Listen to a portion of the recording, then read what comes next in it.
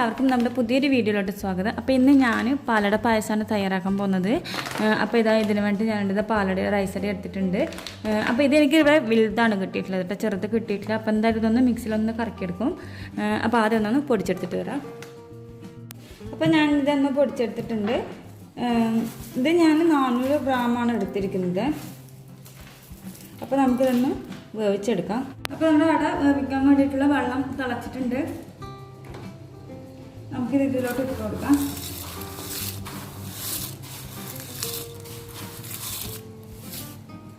ഒരു 15 മിനിറ്റിനുള്ളിൽ തന്നെ ഇത് വെന്ത് കിട്ടും.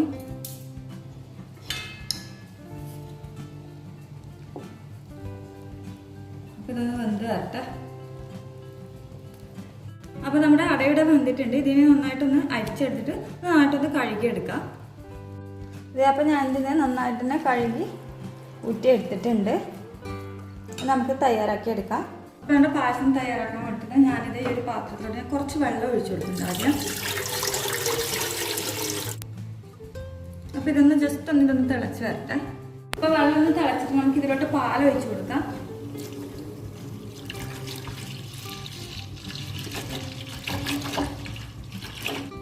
അപ്പോൾ ഞാനിവിടെ കുറച്ച് കൂടുതൽ പാൽ തന്നെ ഒഴിച്ചു കൊടുക്കുന്നുണ്ട്. ഒരു 4 ലിറ്ററിന് അടുപ്പിച്ചിട്ട് തന്നെ ഉണ്ട് കേട്ടോ ഈ പാൽ എന്ന് പറയുന്നത്. അപ്പോൾ ഞാനിത് ഫുള്ളായിട്ട് ഒഴിച്ചു കൊടുക്കില്ല, കുറച്ച് ഞാനിവിടെ മാറ്റി വെക്കുന്നുണ്ട്. തൊട്ട് കുറച്ച് പഞ്ചസാര ചേർത്ത് കൊടുക്കുന്നുണ്ട്. ഒരു 1/2 ഗ്ലാസ് പഞ്ചസാര, ഒരു 1/2 കപ്പ് പഞ്ചസാര ചേർത്ത് കൊടുക്കാം. എന്നിട്ട് നന്നായിട്ട് തന്നെ ഒന്ന് മിക്സ് ചെയ്തിട്ട് നമ്മുടെ ഈ പാലും അതുപോലെ നമ്മുടെ വെള്ളവും കൂടി ഒഴിച്ചതാണല്ലോ, അപ്പോൾ അതും കൂടി ഒന്ന് നന്നായിട്ട് തന്നെ ഒന്ന് അത്യാവശ്യം നന്നായിട്ട് തന്നെ ഒന്ന് കുറുകി വരണം. അപ്പോൾ അതുവരെ ഒന്ന് വെയിറ്റ് ചെയ്യാം.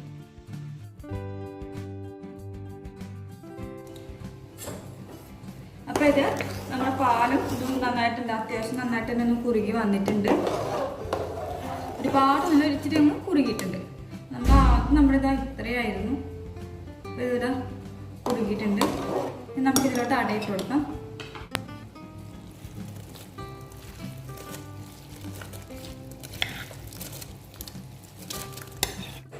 നന്നായിട്ടൊന്ന് ഇളക്കി കൊടുക്കാം. അപ്പോൾ നമ്മുടെ ഈ അട ഇട്ടിട്ട് ഇതും കൂടി പാല് നമ്മുടെ ഈ അടയും കൂടി നന്നായിട്ടൊന്ന് മിക്സായിട്ട് വരണം, നന്നായിട്ടൊന്ന് തിളച്ച് വരട്ടെ. അതിനുശേഷം നമുക്ക് മധുരത്തിന് ആവശ്യമായിട്ട് പഞ്ചസാരയും കൂടി ചേർത്ത് കൊടുക്കാം. അപ്പോൾ ഇത് നന്നായിട്ട് തിളച്ച് റെഡിയായിട്ട് വന്നിട്ടുണ്ട്. ഇനി നമുക്ക് ഇതിലോട്ട് ഇത് മധുരത്തിന് ആവശ്യമായിട്ടുള്ള പഞ്ചസാര കൂടി ചേർത്ത് കൊടുക്കാം.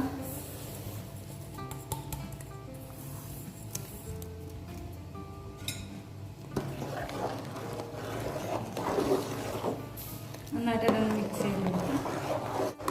പഞ്ചസാരയ്ക്ക് നന്നായിട്ടൊന്ന് മെൽറ്റായിട്ട് പായസം ഇച്ചിരി നൂറിന്ന് കുതിരട്ടെ.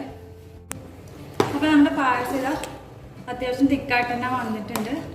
ഒരു ഇച്ചിരി കളറ് മാറിയിട്ടുണ്ട് കേട്ടോ. നമ്മുടെ ഒരു പിങ്ക് കളറിൻ്റെ ആ ഒരു ഇതിൽ വന്നിട്ടുണ്ട്.